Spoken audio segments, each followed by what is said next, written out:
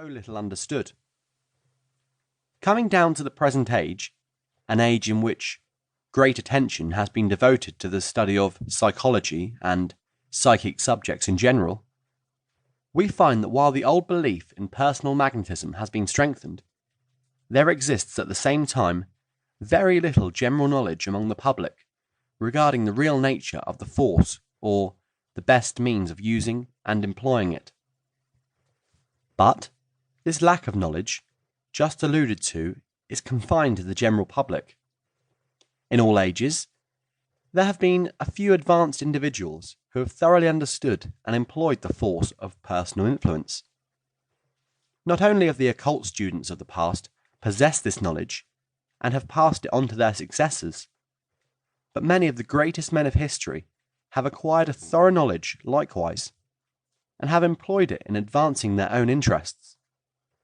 In some cases, individuals of this last mentioned class have received direct instruction from occult teachers.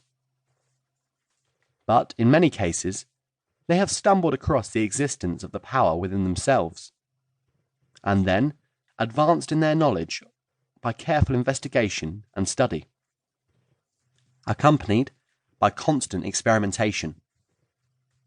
Many of them, in their writings or sayings, have testified to their knowledge and use of this most wonderful power.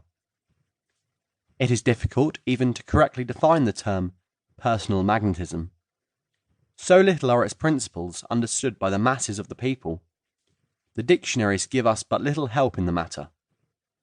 So vague are their so-called definitions. Perhaps the best definition is the following: the strong, peculiar, but little understood power, force or influence exerted by certain individuals in varying degrees, by the means of which other persons are attracted to, controlled, dominated, or influenced by the individual possessing the power. A form of mental influence exerted by certain individuals over those with whom they come into contact. The principal objection that I, personally, have to the above otherwise fairly good definition is it implies that only certain individuals possess personal magnetism. The implication being that the remainder of the race are devoid of it. This, in my opinion, is a sad mistake. The truth is, each and every individual is in possession of a certain degree of personal magnetism. That each person may increase the degree and strengthen the power by knowledge and practice.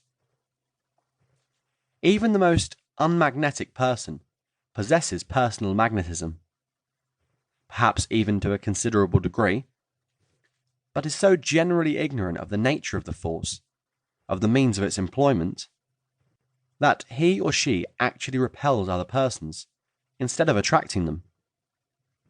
For do not fail to note this fact: personal magnetism, like material magnetism, may repel as well as attract.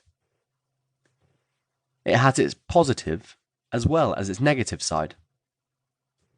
Many very repellent persons are really manifesting a high degree of personal magnetism in a negative form, and are driving away persons from them in the same manner that others attract persons. It is a matter of the use of the power.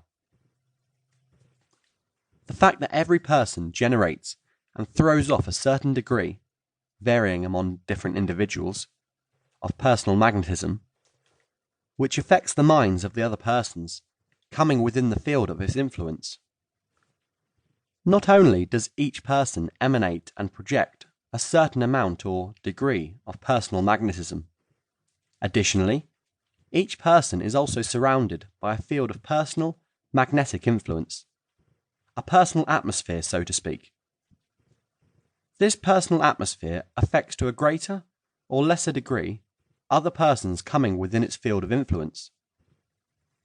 This personal atmosphere varies greatly in degree of strength, extent, and general character among different individuals. The average person has but a weak personal atmosphere, which extends but a short distance on all sides of him, while the strong characters of the race are surrounded by a widely spread personal atmosphere of great power.